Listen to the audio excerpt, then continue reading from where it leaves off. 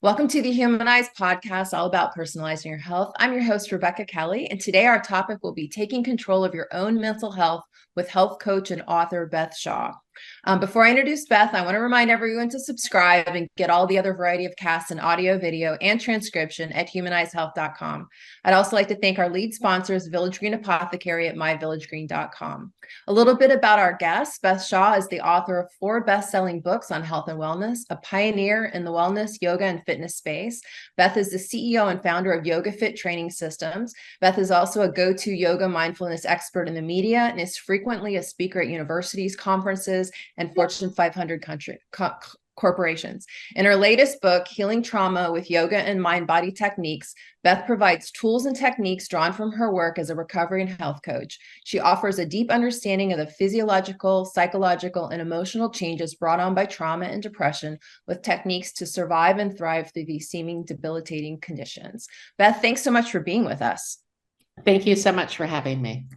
So I'm really excited to kind of get into this topic because I know that, it's certainly been a topical issue, right? Mental health, wellness. I know a lot of us coming out of the quarantine, there was a lot of disconnection and, sadness and depression that kind of came out of that. But then there's also been situations where certainly people have experienced traumas, right? And the need for mental support is really out there. And so this is a very interesting thing that you're coming at mental health issues with a lot of physical and emotional support via yoga, it sounds like. And I know a lot of times we think of anything that has to do with mental health and mental wellness being related to stress, but also medications, right? But maybe you could provide us with an understanding of some options that we also might have that you're able to provide from where you're coming from your book. Maybe can you show us your book? Sure. This is my most recent book. It's called Healing Trauma with Yoga, and it is available anywhere books can be purchased. Awesome. So I like to have a DIY approach to mental health. And I say that kind of jokingly because since the pandemic, I have really been my own mental health practitioner. And I have a history of depression, childhood trauma, horrible PMS. And so I've really learned how to care for my mental health, obviously through yoga, meditation, breathing exercises, and other mind-body tools. But also since I decided that I wanted to be medication-free because I went on a plant medicine journey earlier this year. And I've been on and off of antidepressant medication pretty much since my late 20s. And I just made the executive decision that I wanted to stay off of them and really stick with the natural route. So I have employed a lot of different techniques. Again, I'm fortunate because I'm in the yoga, mind, body, health field. And I'm physically healthy. And I will just share with your listeners that it's a lot easier to have a mental health crisis in a physical body that is in good health than have a mental health crisis in a body that is sick, fatigued, diseased.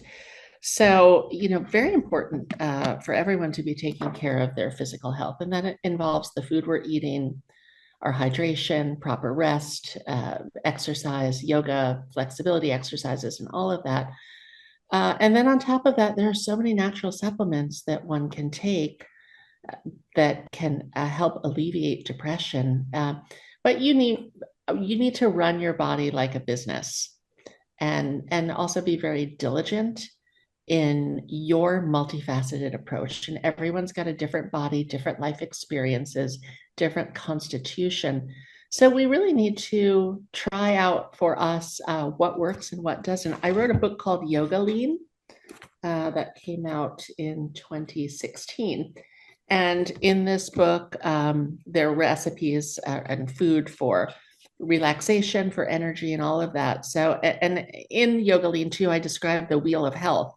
And everyone's wheel of health is different, but some of the spokes should run across the board for everyone. So there are ways to do it. There are ways to do it naturally. It may require a little bit more self-study, more discipline. But I believe that I'm living proof of someone who has given up antidepressant medication and really is thriving. Wow, what a wonderful story. And you're so right though about really needing a solid body, right? To be in, to contain everything that we are. And a healthy, strong body. Can you give us an example that would help us understand maybe some of the success that you've been experiencing? You gave your example of yourself, but I know you're also offering your program to a lot of other individuals, right? And teaching, training. So I would love to hear something that maybe helps me understand what you're able to accomplish. Um, my school, YogaFit, has now been in existence for over 25 years. We offer about 250 different types of educational programs for consumers, for professionals, for healthcare workers. We've got something for everyone, but we have a program called YogaFit Warriors. It's a trauma-informed yoga program. It's a 200-hour program, but we have, weekend trainings and all of that. So I just got back from our conference in Scottsdale, Arizona. We're celebrating 10 years of the YogaFit Warriors program that was designed by a YogaFit master trainer who's also a Lieutenant Army Colonel. And she designed this program over 10 years ago, really to help veterans and first responders. And so that's where the program started out. But now, let's face it, we're living in a world where everyone is traumatized. And we're helping a lot of people deal with their own physical and mental trauma. And we actually have techniques that help get the trauma out of the body without people even having to discuss what that trauma is. So we're really proud of that work and the ripple effect we put into the world by training so many people in trauma-informed yoga through the YogaFit Warriors program that are now taking it out and working at the VA and military bases, in corporations, all different places in the world. Wow, I mean, I love the concept of working through trauma without actually having to talk, because I've done a lot of therapy myself, and after a while you're kind of tired of talking, like you kind of want action and some sort of movement and fluidity. Like, what are some maybe techniques? Is there anything you can teach us that maybe would help us understand how we might be able to have some better mental or emotional balance? Well, if we weren't on the Zoom, I would throw down my yoga mat and get into a reclining butterfly pose and start to show you how we do the psoas release, which really helps the vagus nerve. But short of that, I can just Darn it, because I would love to see that. Yeah. Well, you're going to have to come to a training. For sure. Yeah, so there's a lot of breathing exercises too, and people who are watching this podcast, they can just do something as simple as making their exhalations twice as long as their inhalation. So if you inhale on a count of 8, and then exhale on a count of 16, if you do that repeatedly, it's going to put you into your parasympathetic nervous system, which is rest and digest, and gets you out of fight or flight. That's actually a good thing to do before you eat a meal so that your body is relaxed, before you may go to a medical appointment. When you're just feeling stressed out, you can even do it when you're driving. There's no danger. And I do that a lot. It's probably actually a great tool while driving, especially if someone cuts you off, you're like, okay, let's breathe in, breathe out. So, simple techniques like that can really be game changers for people in the moment, because it is my belief that we all need tools that we can enact in the moment. And even if people are, I also spent years in talk therapy, and I prefer these days a much more direct hit, which is why I like plant medicine and other modalities. I've done 6 infusions of ketamine earlier this year at a clinic. It's legal in every state, because I knew that I needed to shift my brain. I wanted to stay off of the antidepressant medication. And so I went and did ketamine, and that was very beneficial. So I think if we're approaching our mental health much like our physical health, and that is we're willing to do whatever it takes to make a shift, Mm. are willing to be open-minded and keep trying new things. When a doctor prescribes an antidepressant medication, many times it's not the right one. So, maybe they're going to give you Prozac and that doesn't work, or you have side effects, and then you're going to get Paxil or Lamictal or Wellbutrin, and the list goes on and on and on and on. And there's only a 30% efficiency rate or effectiveness rate on pharmaceuticals, antidepressant medication. Whereas studies have shown now, and I also just got back from the MAPS conference in Denver, Colorado, studies have shown that psilocybin mushrooms have a 60% rate of curing people's depression. And there's a lot of clinical trials going on right now around this, and they're becoming legal in more states. So again, depending upon what people are comfortable with, and I always like to tell my yoga students, get comfortable being uncomfortable. I think the same can be said for our approach to our mental health. Because if you are willing to do whatever it takes to make a shift and to feel good, don't leave any doors closed. Keep walking through them, and you're going to find the right room for you, or the right combination of rooms for you at some point. I love that. Well, when you said DIY, right? DIY, a lot of times, especially for our bodies, right? We are in them, we're living in them. We know how we feel, what we think, what our experiences are. When you do this, this happens. But do you have any place where someone can maybe start, any simple first steps that you make suggestions for people to actually start exploring those doors, so to speak? Well, one, I would have them listen to every episode that I've done of Make America Healthy, which is available anywhere podcasts live, Okay. because we've had a variety of mental health professionals and physical health professionals, all different types of individuals. And so they could get a very well-rounded education there. We did a show earlier this year, actually, it was called New Breakthroughs in Mental Health, and we talked about magnet therapy. We talked about ketamine, plant medicine. The woman who was named the psychedelic CEO of the year was on the show.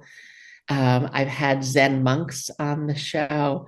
So again, there are many different approaches. I'm an advocate of trying everything to see what works. And but this is what I do for my passion. It's also what I do for work, and the learning opportunities are also endless.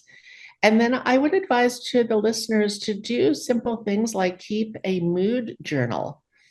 Hmm. And it's not just like, your mood, but it's also, what did you eat that day? How much rest did you get? Did you exercise? Did you practice yoga? Did you have some quiet time with either some kind of a device like a brain tap or happy, or did you meditate? So and then you can kind of see what the trends are Mhm. and what's working for you, what's not. If you're a female of, still childbearing age, you're also going to need to deal with, this horrible PMS thing, which throws everything off, including your intermittent fasting. I run online groups, yoga lean groups off of yogafit.com for weight loss and weight management. And I've had my people do like digestion protocols that I've come up with, because also our digestive system is very linked to our mood and serotonin being released in the gut. So I have the great opportunity as a health, I like to consider myself an unlicensed healthcare provider. As a healthcare provider, to really give people options and opportunities. And I think when it comes to a yoga practice, I always say the one with the most options wins. And that is because at YogaFit, we modify every pose so that you can be in a deconditioned body, a conditioned body, a flexible body, a not so flexible body, an older body, a younger body. And the practice will still give you the most benefits because you modify around things. And I also believe that's very true when it comes to handling our mental health, is that the one with the most options wins. Listen, pharmaceuticals are always an option. I have a bottle of Wellbutrin in my cabinet, and there have been some days where I was like, maybe I should just take that pill again, because, to a certain degree, yes, they do work. Am I willing to kind of set my personal belief systems aside just to take an easy, I don't even want to say fix, but an easy mask and bandage? Or am I going to dig in, do the work, find the root cause and then try to work with that best as possible. Sometimes with mental health practitioners, plant medicine shamans, whatever, to do the digging and the transformational work that at some point this lifetime or next, you're going to be called to do. So why wait?